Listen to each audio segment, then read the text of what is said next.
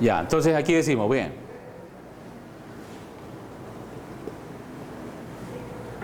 Si hay un centro de curvatura, O digamos, este radio es de 150 metros.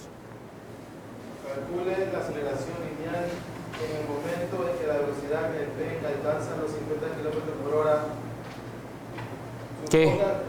¿Qué es dónde? ¿Qué es dónde eso? ¿En qué punto?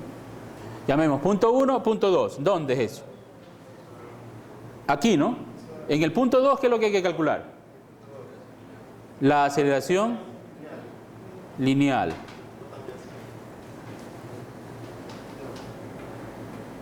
¿Cuál es la condición que falta por decir?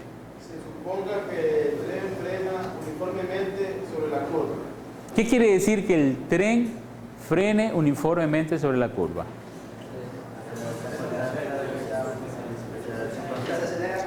Que se desacelera constantemente. Por lo tanto, ¿esto será un movimiento circular uniforme? No es un movimiento circular uniforme. Entonces, hay que pensar que por cambio de dirección de la velocidad aparece ¿qué aceleración?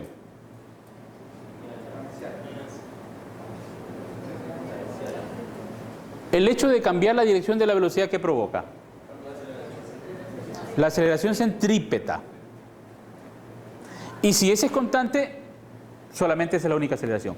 Pero como hay una reducción de la velocidad, debe haber otra componente de aceleración. La aceleración tangencial. Entonces, cuando nos pregunten la aceleración lineal en ese instante, tenemos que encontrar la componente tanto centrípeta como tangencial. A ver, ¿cómo calculamos primero la componente radial o la centrípeta? La rapidez instantánea al cuadrado sobre el radio. Ya sabemos cuánto es esa rapidez en ese instante, 13.9. Calculen la aceleración radial. Y veamos cuánto sale. ¿Cuánto les dio?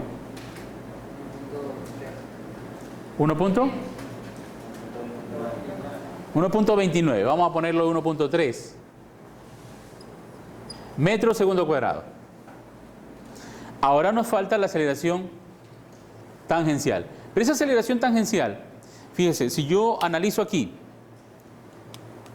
las componentes de la aceleración, tengo una, la que acabo de calcular, la aceleración radial o centrípeta, ¿no? Apunta hacia el centro. Pero también tiene una componente tangencial, o también llamada aceleración paralela. ¿Paralela a dónde? Si esta es la velocidad, es paralelo. Pero, ¿por qué esta aceleración la dibujo en contra del movimiento? Porque se frena. Muy bien, porque se frena. Entonces, la aceleración lineal que me están preguntando es este vector. Esa es la aceleración lineal. La aceleración total, que tiene dos componentes. Entonces, ¿cómo hallo ahora la componente tangencial? Esta obedece ¿a qué? A un cambio de velocidad. ¿Y cómo lo hago? Bueno, digo, la velocidad final vale 13.9. La velocidad inicial vale 25. El tiempo en que lo produjo, 15 segundos. Entonces, esa aceleración tangencial resulta por la variación de la velocidad en los 15 segundos. Calculen eso entonces. ¿Cuánto les dio? Menos 0,74. ¿Está bien eso? Ya. Entonces, ahora sí, si yo quiero saber la magnitud de esta aceleración lineal o total, ¿no es cierto? Encuentro la raíz cuadrada de ¿qué?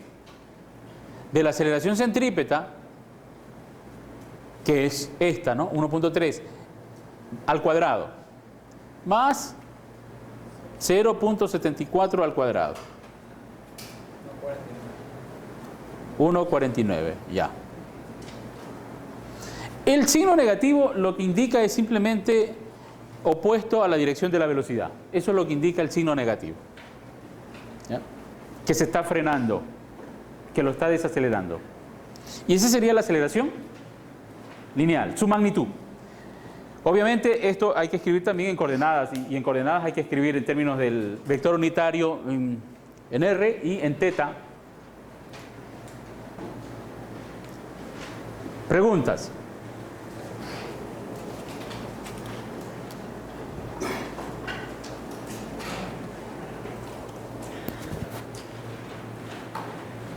¿No hay preguntas?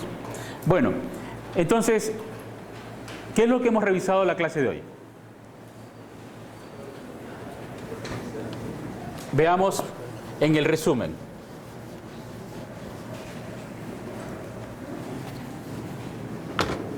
¿Qué hemos revisado en la clase de hoy? Las condiciones de un tiro parabólico.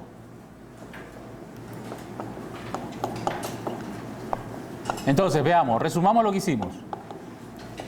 Las condiciones de un tiro parabólico. ¿Cuáles son esas condiciones para que se produzca trayectoria parabólica? La aceleración total del proyectil es solamente la gravedad. Lo que significa que la aceleración en X es 0.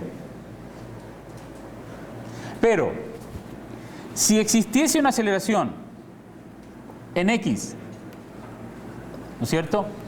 Y una aceleración gravitacional que lo afecta en Y, siendo esta aceleración en X distinta de 0, ¿la trayectoria que corresponde a esto sería una parábola?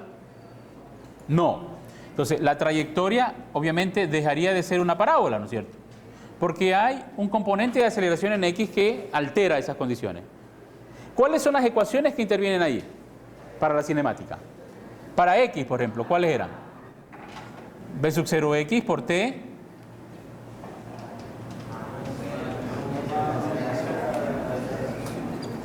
en Y.